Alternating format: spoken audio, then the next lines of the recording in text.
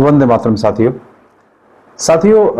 मैं बहुत बार जब कहीं किसी के साथ बाहर कुछ ऐसी बात हो जाती है जिसमें वो हमें कोई मूर्ख बनाने का प्रयास करता है, तो मैं एक बड़ा डायलॉग जो मेरा बड़ा फेवरेट है, मैं वो उनको बोलता हूँ। ये बोलता हूँ कि आप अपने आप को स्मार्ट समझ रहे हो, इसमें मुझे कोई प्रॉब्लम नहीं है, लेकिन कम से कम इस वजह से आप मुझे मूर्ख मत समझो। आप स्मार्ट हो, अच्छी बात है, लेकिन इसका मतलब ये नहीं कि दूसरों को मूर्ख समझना चाहिए आपको। ठीक यही हमारी जो सरकार है, ये सरकारें हमेशा से करती आई हैं, लेकिन ये जो सरकार है ना, ये कुछ ज़्यादा ही कर रही है। क्या हो रहा है कि अभी ये जो कंज्यूमर इलेक्ट्रिसिटी राइट्स एक्ट जो है 2020 का, उसमें एक संशोधन हुआ है, जिस संशोधन के बाद आपके दिन और रात के समय के जो बिजली के रेट होंगे वो अलग अलग होंगे और लगभग 20% ज़्यादा आपको बिल भरना होगा बनस्पत जो है दिन के टैरिफ के।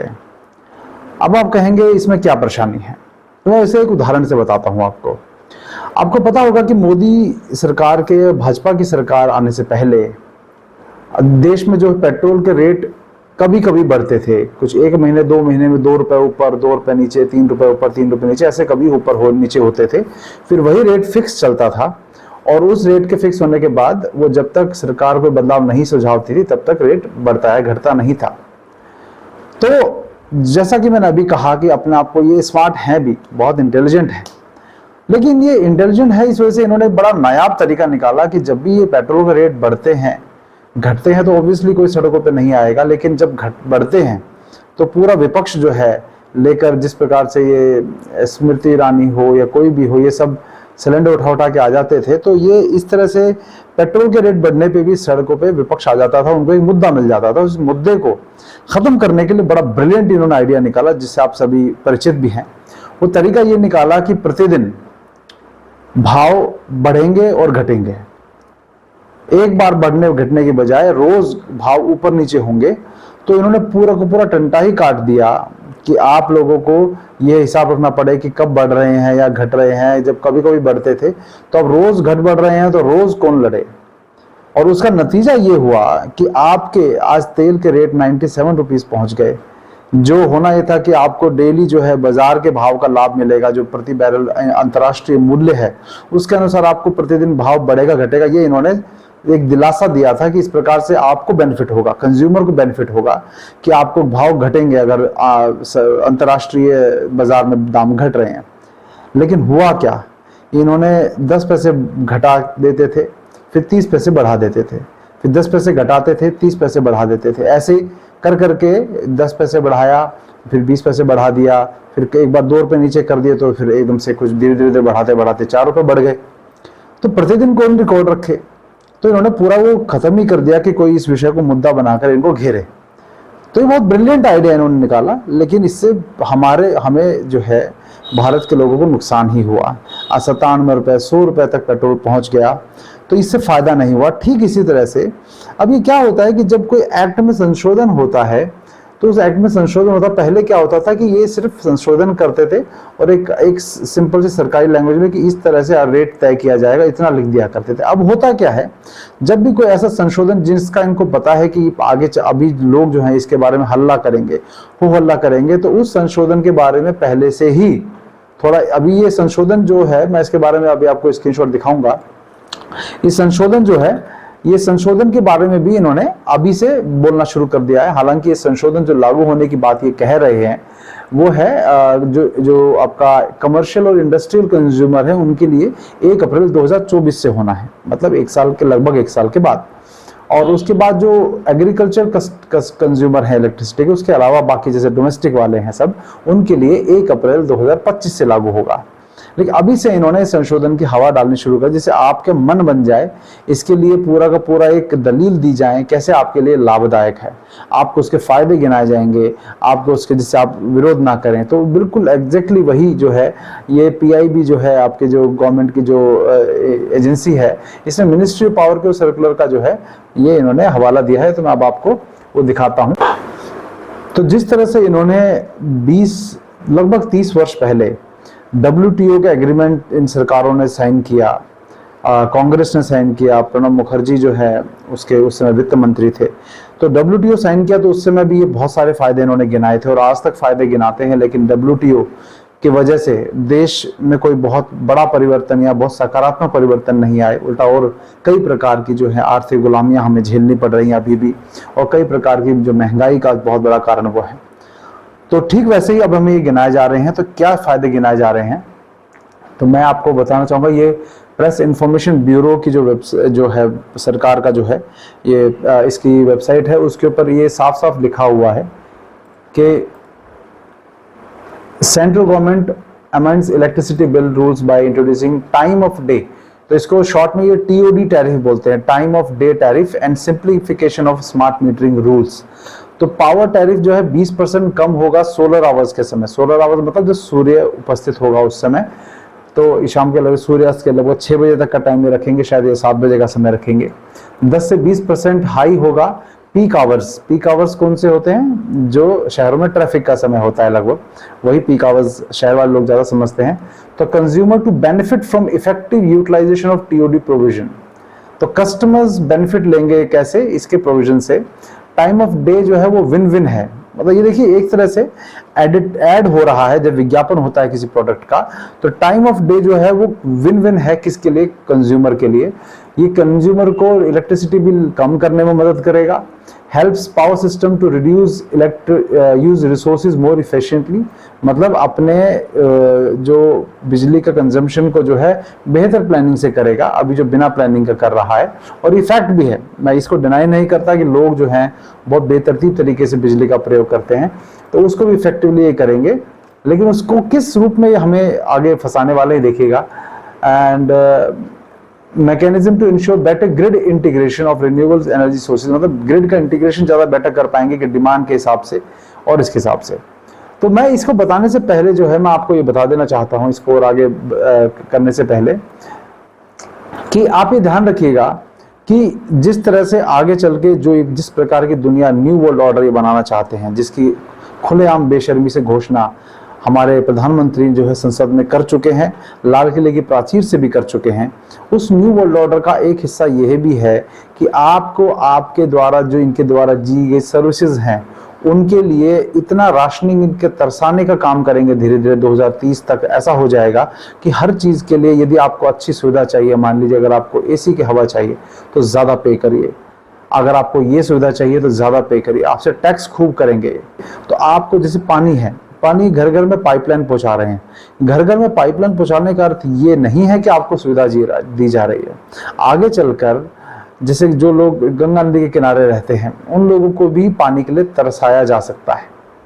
आपको इस बात का शायद अचंभा होगा, क्यों? क्योंकि पाइपलाइन घर घर तक आ गई है, कोई भी जाके गंगा जी में पानी भर के नहीं पिएगा।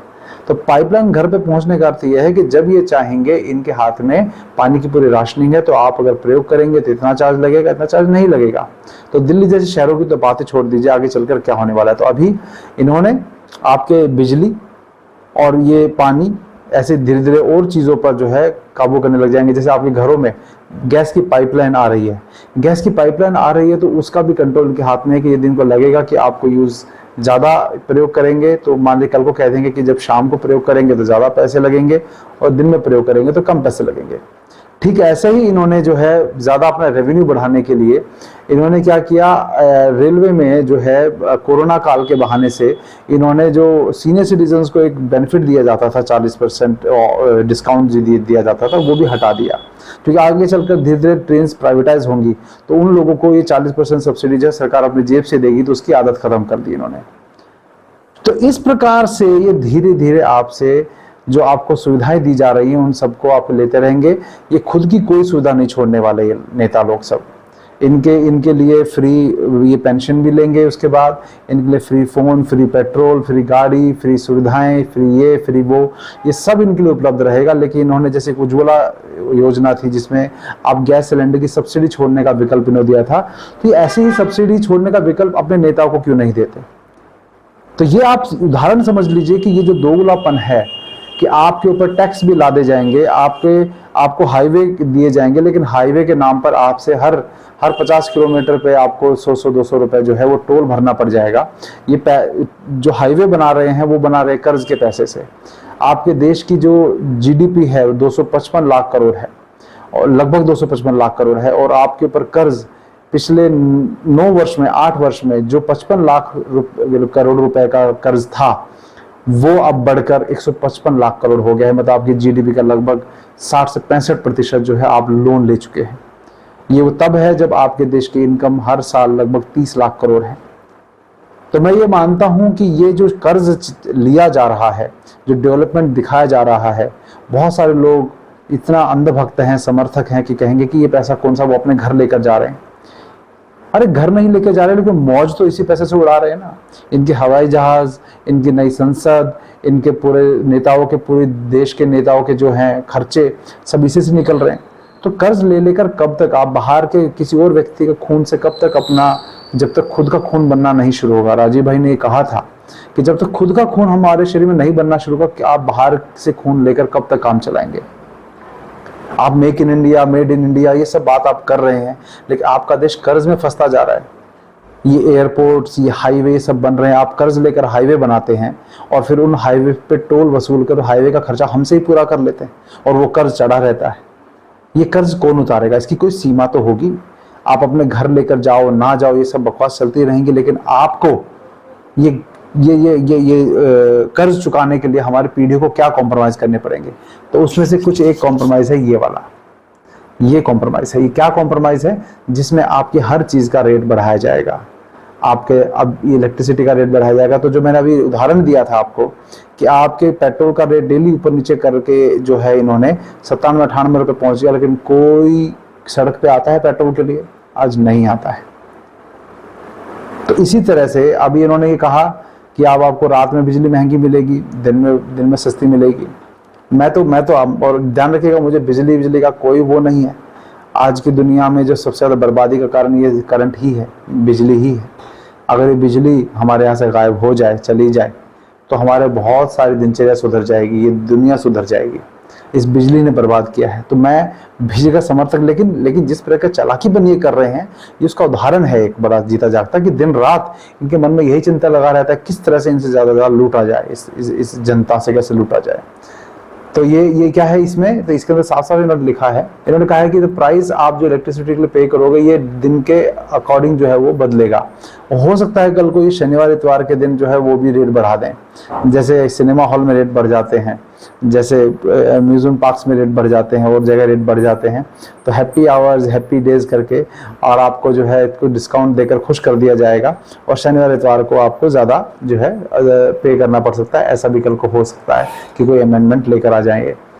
तो अब time of the day tariff के अनुसार टैरिफ जो है वो सोलर आवर के दिन जो है वो जो भी इलेक्ट्रिसिटी रेगुलेटरी कमीशन आपका जो है स्टेट बोर्ड जो है इलेक्ट्रिसिटी का, वो जो निर्धारित करेगा उसके हिसाब से तय होगा और वो 10 से 20% कम होंगे नॉर्मल टैरिफ से।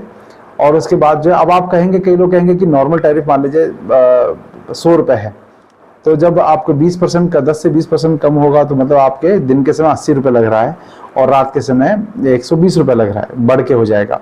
तो अब ये मैं कहता हूँ आप लोग इसको भी दलील बहुत, इसको डिफेंड करने में क्या होता है ना कि जब कोई सरकार जो है, खासकर बीजेपी सरकार के जो समर्थक है, अब उनको कोई भी चीज़ मोदी कह दे या मोदी की तरफ से नियम आ जाए, सेंट्रल गवर्नमेंट की तरफ से नियम आ जाए, उसको डिफेंड करना शुरू कर देते हैं कि अरे जब 20 रुपये कम हो रहा है तो 20 रुपये ज़्यादा भी होगा, आप रोज ज़्यादा मत पे करो, ज़्यादा इस्तेमाल मत करो। कौन कहता है एसी में सो जाओ, कौन कहता है कि ज़्यादा इस्तेमाल करो, रात में बल्ब कम जलाओ, ये जलाओ वो जलाओ, सब शुरू हो जाएगा। यहाँ विषय ये है कि किस तरह से आपको अलग अलग बहानों से लूटने का प्रयास हो रहा है, आपके जेब से ज़्यादा पैसे निकालने का प्रयास हो रहा है। तो ये अब इन्होंने लिखा है कि ये कमर्शियल और इंडस्ट्रियल के लिए मैंने पहले बताया जैसे 1 अप्रैल 2024 से लागू होगा और किसानों के अलावा जो एग्रीकल्चर है उसके अलावा बाकी जो कंज्यूमर है, मतलब जो डोमेस्टिक वाले हैं, उनके लिए 1 अप्रैल 2025 से लागू होगा। और जैसे स्मार्ट मीटर, अब ये स्मार्ट मीटर का और है कि the time of day tariff जो है वो इफेक्टिव कैसे हो जाएगा, जब से आपके घरों में स्मार्ट मीटर्स लग जाएंगे। मतलब time of the day tariff का जो लागू होने का है तब तक घरों में स्मार्ट मीटर लगने शुरू हो जाएंगे सबके घरों में। और तो मतलब स्मार्ट होने का मतलब है कि आप स्मार्ट नहीं बन रहे, ये लोग स्मार्ट बनकर आपके घर मीटर लगा, आप बेवकूफ़ बनेंगे अंत में।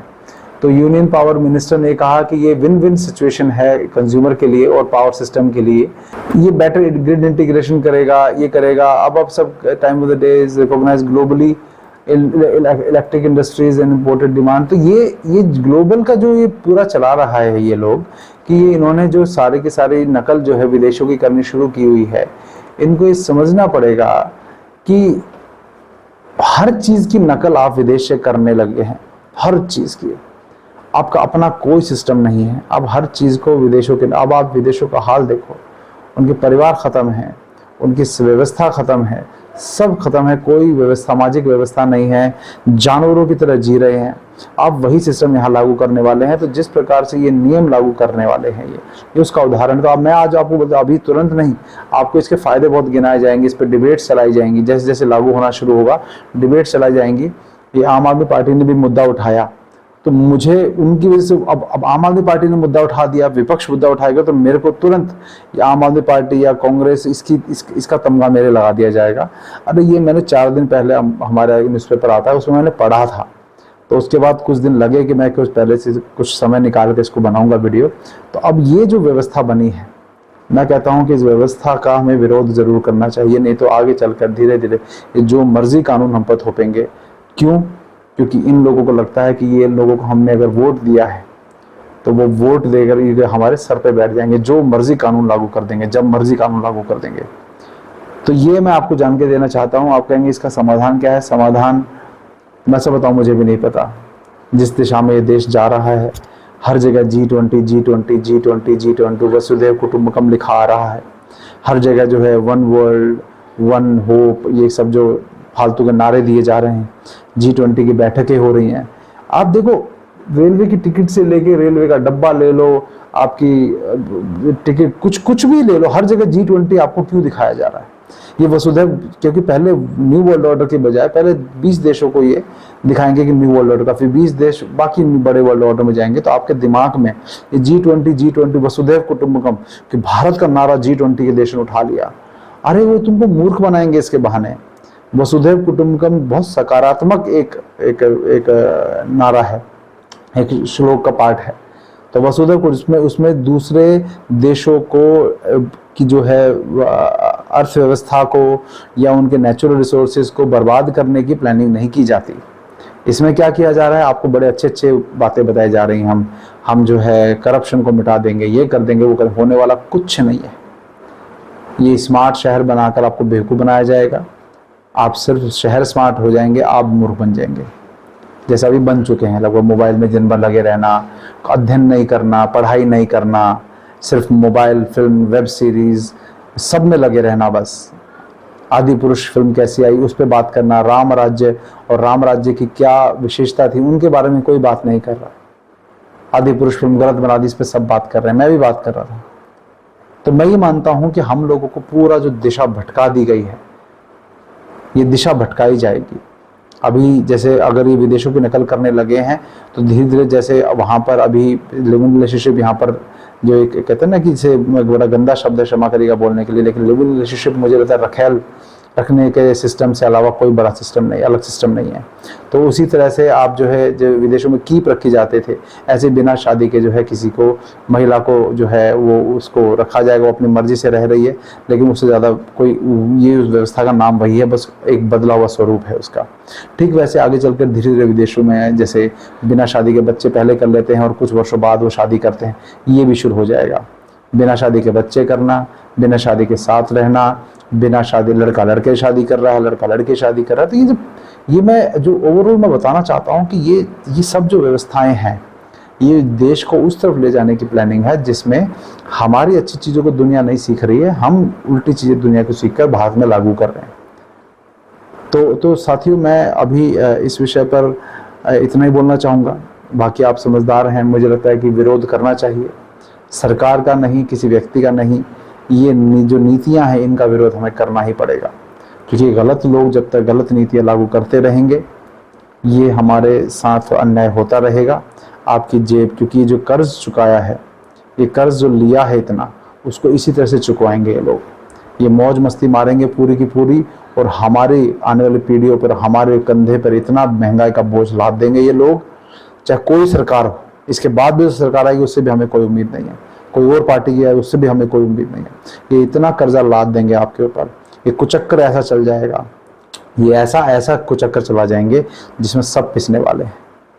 तो आप लोग नहीं विरोध करना शुरू करोगे तो मैं बता रहा हूँ, जिस तरह से आपके लोग इस सुई के लगने के बाद, महामारी में जो सुई लगी उसके बाद गिर रहे हैं ना, मक्खियों की तरह टपक रहे हैं ना सब, किसी को ब्रेन हेमरेज हो रहा है, ब्रेन क्लॉट्स हो रहे हैं, हार्ट अटैक हो रहा है, ठीक वैसे आगे चलकर ऐसे ही दुष्परिणाम आपको दिखेंगे। मैं आज बता रहा हूँ आपको ये बात। हम लोगों को जो अपना समय लगा लगा कर अध्ययन कर करके आप तक बात पहुंचाते हैं, निकालिए हमको जितनी गाली निकालनी है आप लोगों को, यही आपके बस में है। लेकिन जिस दिन तुम लोगों को ये सच्ची सच हो जाएगा, उस दिन हम लोग खुश नहीं होंगे कि देखो हमने कहा था ना, नहीं, हम भी खून के आंसू रोएंगे कि क्यों तुमने बात नहीं मानी। अब जब मैं देखता हूँ कि लोग इस सुई के लगाने के बाद मर रहे हैं, 5-5 सेकंड के अंदर जा रहे हैं, बोलने तक का मौका नहीं मिलता, तो हमें दुख होता है, हमें खुशी नहीं होती। इतना अहंकारी नहीं है हम कि हमें ये कुछ देखा, हमने कहा था ना मरोगे, अब मरो, हमने क्या बिगाड़ा है, नहीं, हमें दुख होता है। परिवार की में जब जवान मृत्यु होती है, 30-30, 35-35 साल के लोग हृदयघात से मर रहे हैं, 100% नहीं तो बहुत बड़ी संख्या में इस सुई के कारण मर रहे हैं। तो इसी प्रकार दुष्परिणाम जब आगे भुगतेंगे आप लोग, तो उसका एक ही उपाय है, कम से कम गलत कुछ देख रहे हो तो विरोध करो, हाथ जोड़कर आप जो कर रहे हैं सही कर रहे होंगे, ये मत करो।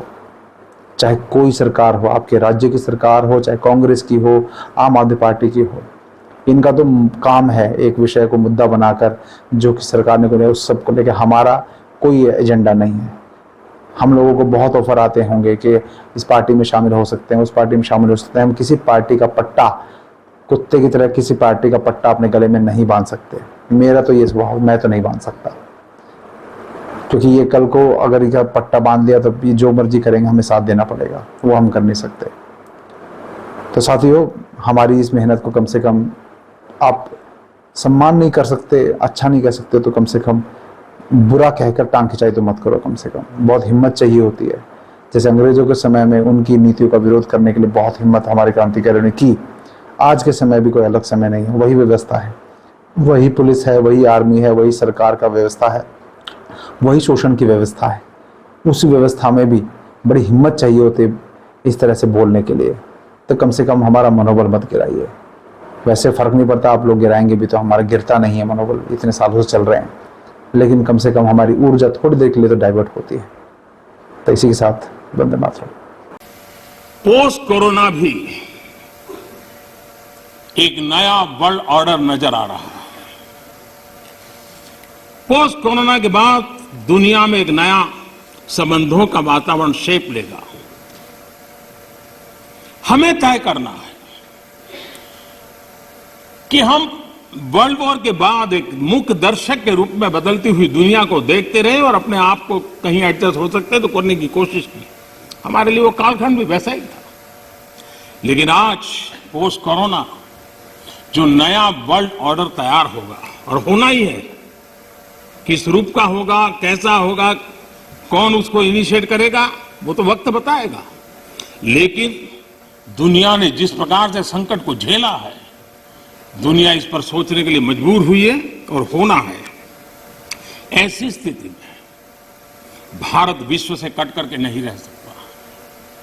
भारत एक कोने में गुजारा नहीं कर सकता है।